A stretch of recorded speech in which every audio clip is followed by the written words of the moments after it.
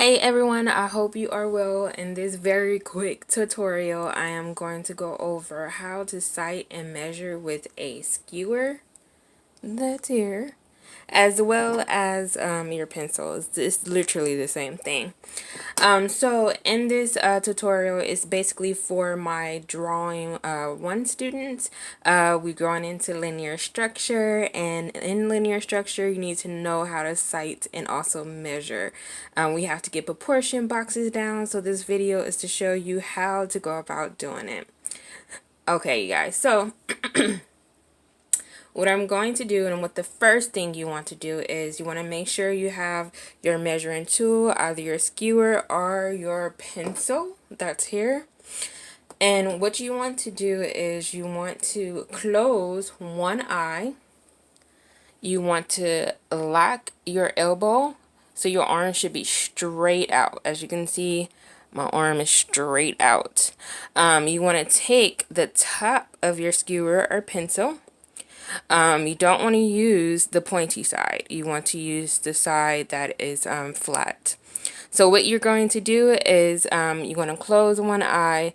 You're going to lock your elbow, stretch your arm out as far as you can.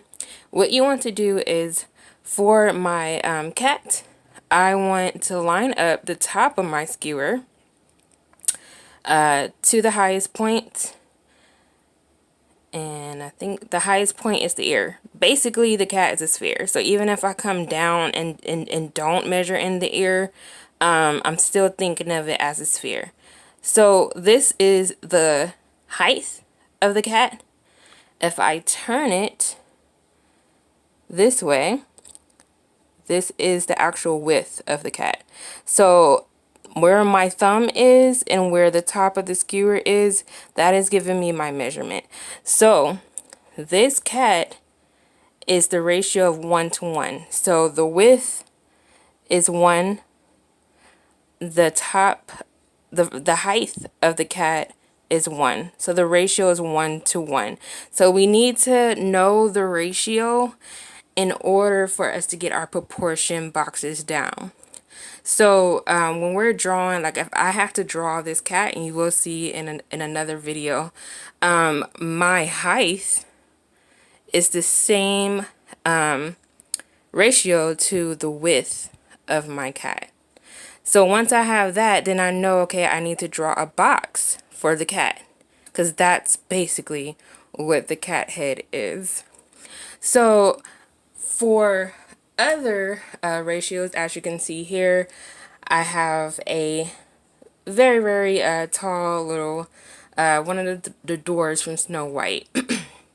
So how do we get its ratio? There's 2 ways of doing it. So I can come in and I can get, because I know on this end I can see where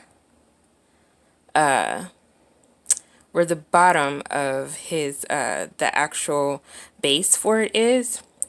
So I can get that. So my skewer is at the one end of the base of the statue, and my thumb is at the other end of the base of the statue.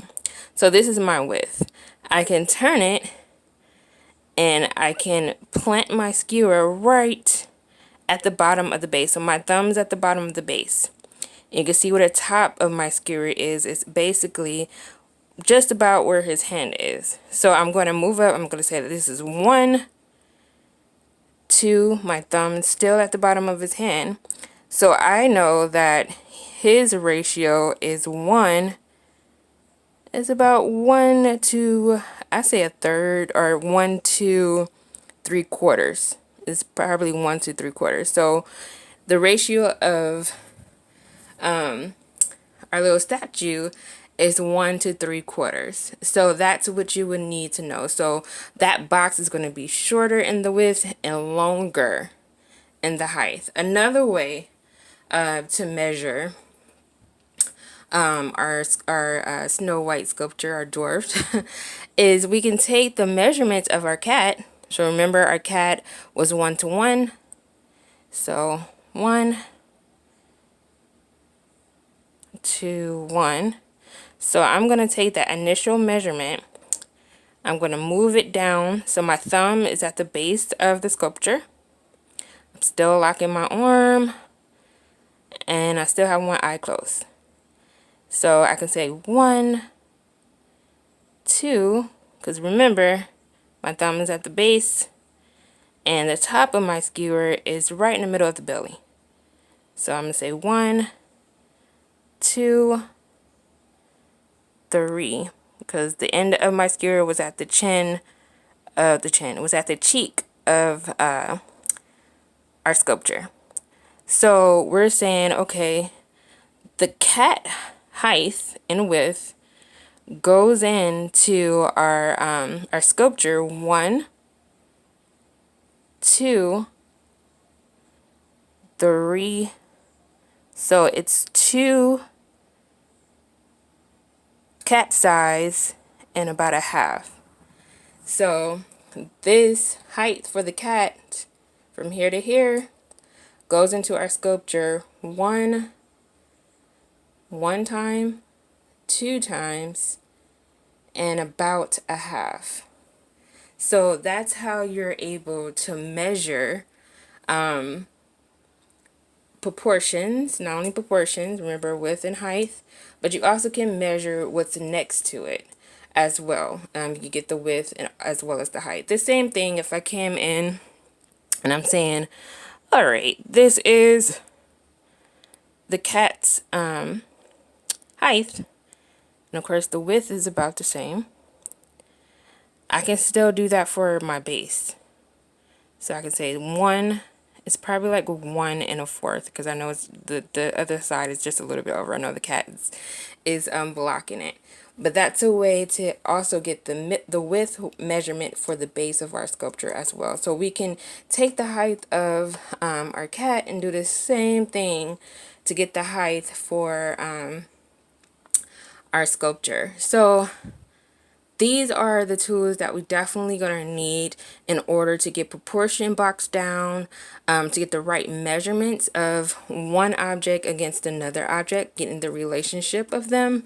These are all the things that you're definitely going to need, because with linear structure, we have to start with a proportion box. And that's getting the ratio of the object, that one object, so you're getting the width and the length.